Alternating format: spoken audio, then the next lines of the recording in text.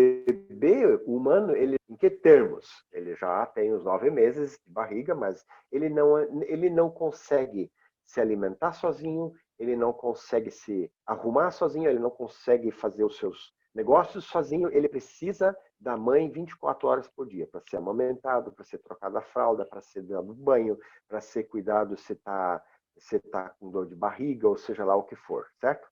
E o bebê, esse ser prematuro, que não sabe falar ainda também, diferente do que o bezerro, por exemplo. Né? O bezerro, quando nasce, e na nossa colônia tem bezerro quando nasce, ele saiu da vaca, daí ele já está em pé, e daí ele já vai automaticamente sozinho até na teta, já vai mamar e já está pronto para correr.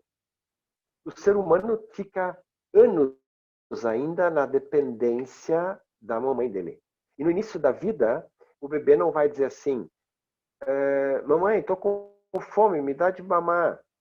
Ou, mamãe, eu tô com as fraldas cheias, tá? O bumbum tá assado, troca minhas fraldas. Ele sempre vai dizer tudo como? Aí uma vez o significa tô com fome. Outra vez o significa eu tô com sono, quero dormir. Outra vez tô com dor de barriga, me dá um Luftal. O bebê sempre vai explicar tudo através de uma forma só, que é o choro. E a mãe tem que intuir o que esse choro significa, certo? Então, essa intuição que a mulher tem, que o homem não tem nesse sentido, complica ele. Em que termos complica ele? Complica ele no momento em que, de repente, ele está fazendo o que não deve, né? Aí ela chega e diz assim para ele, querido, tem uma outra pessoa aí, né? Como assim? Você tem outra pessoa, não é? Não, mas que é isso, mulher? Você é ciumenta, né? Poxa vida, sai fora. Não, não tem nada não. Amor, quem é? Aí fica complicado, né? Então, é que ela percebe pela linguagem corporal do marido que ele não é mais o mesmo como ele era no início. É que ele não galanteia mais, que ele não é mais carinhoso, que ele não diz mais para ela que ela é a única, e assim por diante, entende? Então, ela intui isso, que tem alguma outra coisa na jogada. Isso, na verdade, é bom para o homem, só que ele não gosta. É que isso ajudaria o homem a ser íntegro, a não abrir uma portinha no escuro para fazer o que não deve, né? E ele não entende como é que ela percebe algo que ele estava procurando esconder tão bem. Claro, infelizmente, sempre tem alguns casos em que o homem consegue esconder muito bem e passa anos tendo uma segunda família e a mulher não descobriu ainda, né? Mas esses casos são mais raros, né? Via de regra, a mulher descobre através da intuição. A intuição é um dom que Deus deu para o feminino, que não deu no mesmo contexto para o masculino, que ajuda a mulher naquilo que ela precisa na sua caminhada como mulher e que o homem não tem nesse sentido. Então ele se sente inferiorizado por causa da falta desse elemento específico que põe ele numa posição de fragilidade, digamos assim, né? Porque ele nunca sabe o que de repente o raio-x vai dar dele, né? O que o raio-x vai mostrar para ele, né? E o outro ponto que também complica bastante o masculino, onde a mulher tem um dom que o homem não tem o mesmo tanto, é a questão do amor. O Walter Trobisch, um dos meus mentores espirituais nessa área de masculinidade e aconselhamento, ele diz assim, na questão do amor, o homem é aprendiz com a mulher. Ele precisa chegar a um ponto onde ela por si já se encontra. E o que ele quer dizer com isso? O que ele quer dizer com isso é o seguinte, é que o homem, ele, pela sua constituição intelectual e psicoemocional, ele é acostumado a trabalhar com gavetas e caixinhas, né? Ele tem a sua gaveta aqui do trabalho, daí ele fecha o trabalho, daí ele abre a gaveta da família, da mulher, gaveta dos filhos, daí ele tem a gaveta do seu esporte, aí ele tem a gaveta, daí ele fecha a gaveta do esporte, daí ele vai para a gaveta do nada. Ele tem a gaveta do nada também, ele não está fazendo nada. Ah, bem, o que você está fazendo agora? Não estou fazendo nada. Como assim não está fazendo nada? Não, não estou fazendo nada. Não, a mulher não entende que tem uma gaveta do nada. Daí ele tem a gaveta da amante também, né? E daí tem a gaveta. É. Mas a mulher não tem essas gavetas. A mulher é como um armário completo onde está tudo interlinkado. Ela, se de manhã cedo o homem levantou e deu uma escorraçada na mulher, e, pá, mulher, você não arrumou meu café ainda? Já estou saindo atrasado. Você não preparou meu café? Aí à noite ela vai ter o maior prazer de transar com ele, né? Pô, esse cara aqui hoje de manhã me fincou as patas aí, agora hoje à noite ele, né, ele fica ronronando, querendo uma coisinha aqui, coisa e tal. Vai se tratar, né, bicho? Então, para ela, toda a questão da sexualidade é uma questão global. E uma mulher, quando ela não foi deturpada na sua sexualidade, através de um estupro, de um abuso sexual, uma coisa assim, uma mulher que tem uma sexualidade intacta, saudável, ela jamais vai querer fazer sexo com um homem que ela não ame. E o homem não. O homem pode transar com uma prostituta, com uma garota de programa, ele não amou 1 miligrama no meio dessa parada. Só procurou o seu prazer.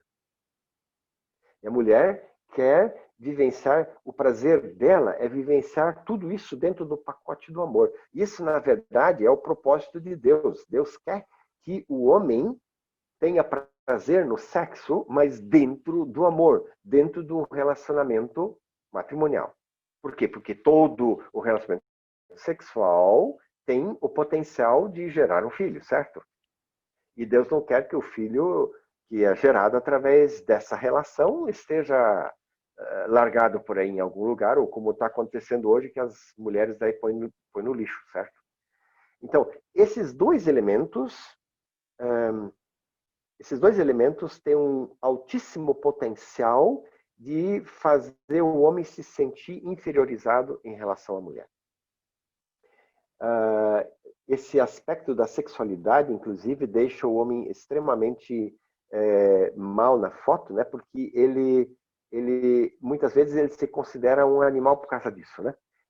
Os olhos dele são o grande calcanhar de Aquiles dele, né? O problema dele é que no momento que ele botou o olho num mulherão e já está em ponto de bala, já poderia, né, ir para o bem bom.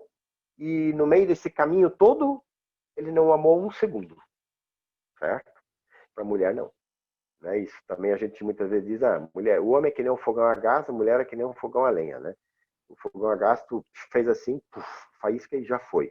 E o fogão a lenha tem que ir lá botar mais uma palhinha e mais um cisquinho, e daí tem que fazer o fogo pegar, né? Não é fácil, né? E a mesma coisa, né? A mulher também daí tem que ter um caminho das preliminares bem mais longo para chegar no ponto do que o homem, certo? Então, esses dois elementos fazem o homem se sentir inferior em relação à mulher, só que ele não vai reconhecer isso no homem. Ele não se dá conta disso, ou ele não para refletir sobre isso, né? E com essa caminhada toda que aconteceu a partir do movimento feminista, de que os homens, de que as mulheres foram estimuladas, encorajadas a refletirem sobre si mesmas, a refletirem sobre o seu significado, sobre as suas maneiras de ser, sobre as suas características e valores que tem, que não tem no masculino. Então, elas se colocaram a caminho e os homens ficaram para trás, porque eles não fizeram esse movimento. Eles não pararam para pensar o que é a minha função, o que eu tenho que fazer, o que eu não tenho que fazer. Eles estavam acostumados a andar no automático. Eu trago a comida para dentro de casa, eu resolva essas questões aqui, e a mulher faz isso aí, e tudo fica dentro daquele contexto patriarcal que foi desde o princípio, digamos assim, né? Só que nós só podemos ter um relacionamento pleno e gratificante se a gente realmente entrar no amor de verdade da maneira com que Deus nos colocou. E nesse sentido, eu diria assim, é importante que todas essas crises que se constituíram no tabuleiro e que apareceram na foto sejam trabalhadas, sejam confrontadas no primeiro momento, daí trabalhadas, e que cada um de nós aprenda com isso no que ele está sendo desafiado especificamente para mudar a sua maneira de se relacionar. Não só com a sua mulher, ou com mulheres no seu todo, mas também nos seus relacionamentos, né? Porque se eu não paro para refletir sobre mim mesmo, sobre os meus comportamentos em relação a uma pessoa, via de regra, eu também não vou fazer isso no seu todo, né? A não ser que eu receba do chefe um safanão, ou aí eu ainda vou ficar bravo, vou me rebelar, ou vou dar um chute no patrão, vou sair, seja lá o que for. Mas eu não vou aprender nada com isso, né? Então, esse para mim é o desafio mais importante, de que a partir dessa crise em que o masculino entrou, por uma série de fatores, eu agora só pincelei dois, que a gente pare para refletir sobre o que é a nossa vocação como homens, o que Deus conectou conosco a partir da palavra de Deus, e isso para mim também tem muitos significados paralelos dentro que a psicologia descobriu entre mentes também. Então, isso juntado tudo num grande pacote pode realmente produzir ótimos resultados, né? E esse daí para mim seria, digamos assim, o desejo que eu conecto com essas duas noites de encontro que a gente está tendo hoje e no próximo sábado, que a gente receba uns pontapés iniciais de conscientização e de motivação para trabalhar o nosso interior, para trabalhar o nosso ser, para buscar significado na minha identidade como pessoa e nos relacionamentos com os quais eu estou envolvido, né? Eu acho que isso seria para mim, digamos assim, o primeiro pacote que eu ia deixar para vocês e gostaria de abrir agora se vocês tiverem algumas perguntas ou algumas coisas que ficaram nebulosas ou alguns acréscimos que vocês queiram fazer, eu gostaria de deixar agora a palavra com vocês no primeiro momento. Não tenho medo de perguntar, mesmo que eu sou professor, agora já estou aposentado como professor, mas eu não deixo ninguém rodar, eu sempre dou um jeito de deixar a pessoa passar. O Romildo sabe, né, Romildo? Qual é a nota mais baixa que os meus alunos têm, Romildo? 7. Isso, rapaz, claro. Muito bem. Eu tirei 7 em todas as suas... Brincadeira, não. Tirei mais. Deixa eu começar aqui. Eu tenho duas perguntas, eu tenho uma colocação que pode acabar gerando uma pergunta, mas é uma colocação. Aqui, tá. Deixa eu colocar essa colocação primeiro. Nós temos ainda 10 minutos e nada nos impede de jogar um novo link depois para mais uma rodada de 40 minutos. Então, deixa eu ser bem breve aqui. Eu percebi que nesse período de pandemia, nos 2 primeiros meses de isolamento, o Brasil oficialmente, quase todo o país já estava em isolamento, até o final do segundo mês, cresceu drasticamente o número de divórcios no Brasil. Não sei se vocês tiveram acesso a isso, mas cresceu 800% de casos de divórcio no Brasil nos 2 primeiros meses. 800%. E isso nós não estamos contabilizando 800, e nós não estamos contabilizando nisso o número de pessoas que pesquisaram sobre divórcio. Mas sim, 800% é o número de pessoas que entraram com divórcio, né? Isso para mim, aí eu trago isso como uma colocação, reflete muito dessa crise. O homem desaprendeu a conviver com a sua parceira. E a partir do momento que ele, por vezes, é obrigado a estar ao lado dela ao lado daquela do qual ele decidiu um dia andar, né? Um dia ele decidiu envelhecer ao lado dessa mulher, mas quando de fato eles são obrigados a conviver juntos, por home office ou por outros motivos, ele descobre que talvez ao lidar com sua esposa e perceber suas diferenças, me dá a impressão que muitas vezes o homem se sente ameaçado em alguns aspectos, e muitas vezes, a maioria das vezes, como pastor, a gente acaba conversando com muitos casais, a maioria das vezes eu percebo que o homem se sente muito ameaçado pela maneira que a mulher age, como, por exemplo, com a maneira que a mulher aprende a lidar com os filhos, com uma paciência e um jeitinho que ele não consegue. Isso parece que, ao invés dele observar e aprender, ele vê como uma ameaça. E aí se torna um problema. Mas isso é uma colocação. Eu tenho uma pergunta que eu queria fazer, Peter. A crise do masculino, ela afeta também, a crise do homem, afeta também seus filhos e esposa, ou não? Afeta somente o homem? Sim. Então, dentro desse livro que eu mencionei no início, A Resolução de Todo Homem, né, do filme Corajosos, ele colocou uma questão muito interessante. Eu não sei quem de vocês joga xadrez. Quem de vocês sabe jogar xadrez? Eu pessoalmente gosto de jogar xadrez, eu acho um jogo fantástico, sempre amei jogar xadrez, ensinei para os meus filhos também, eles amam jogar xadrez. Como é que a gente ganha o jogo de xadrez?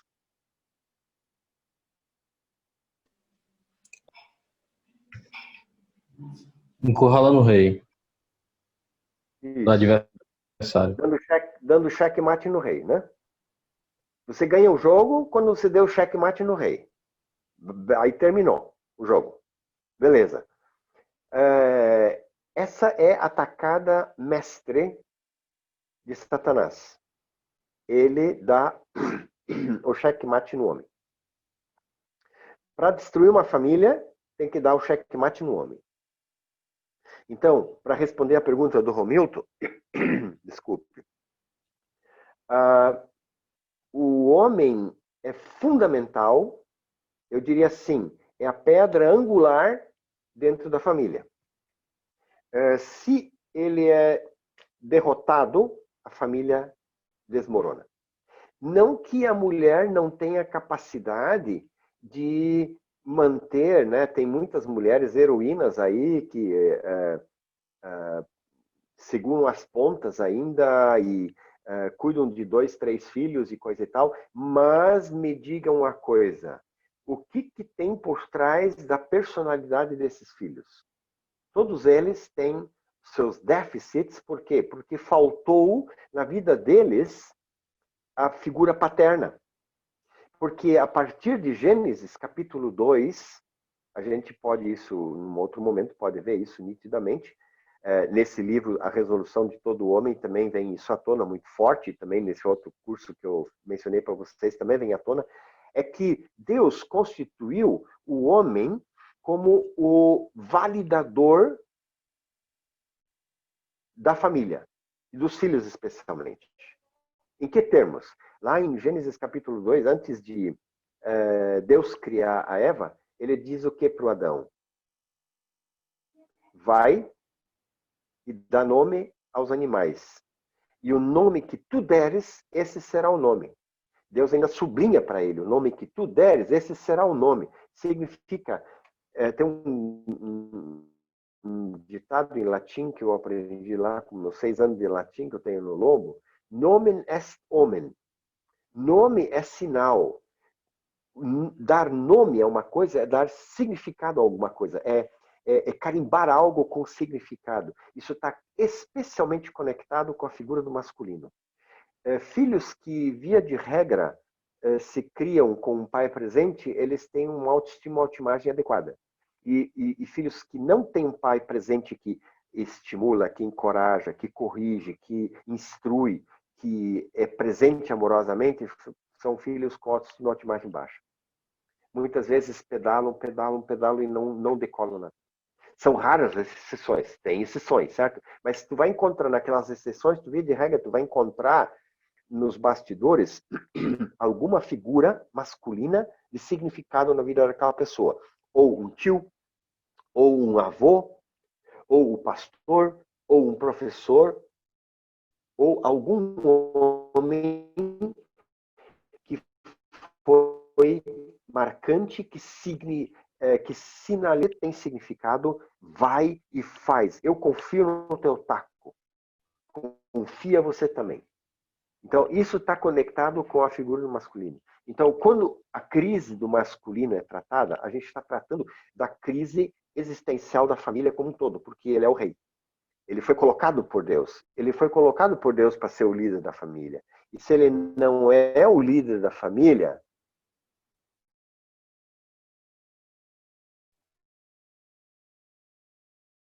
vocês podem ter certeza. Então, invariavelmente, tudo aquilo que eu invisto em mim como homem, em termos de buscar uma terapia quando necessário, buscar mentoria para orientar os meus passos, que também, para mim, daí no caso, é um tipo de discipulado, certo? Tudo isso que eu invisto em mim, eu, em última análise, eu estou investindo no meu relacionamento familiar, no meu relacionamento com os meus filhos, com a minha esposa e com a sociedade também na qual eu estou inserido, né? E na igreja também com a qual eu estou inserido, na qual eu estou inserido, porque tudo aquilo vai irradiar diretamente da minha pessoa, né? O filme Corajosos, de novo, para mencionar esse filme de novo, né? Ele mostra isso nitidamente, porque o cara lá, ele fala nitidamente no final o que ele quer ser como pai, como marido, e a diferença que isso vai fazer no contexto da família, da igreja e da sociedade, né?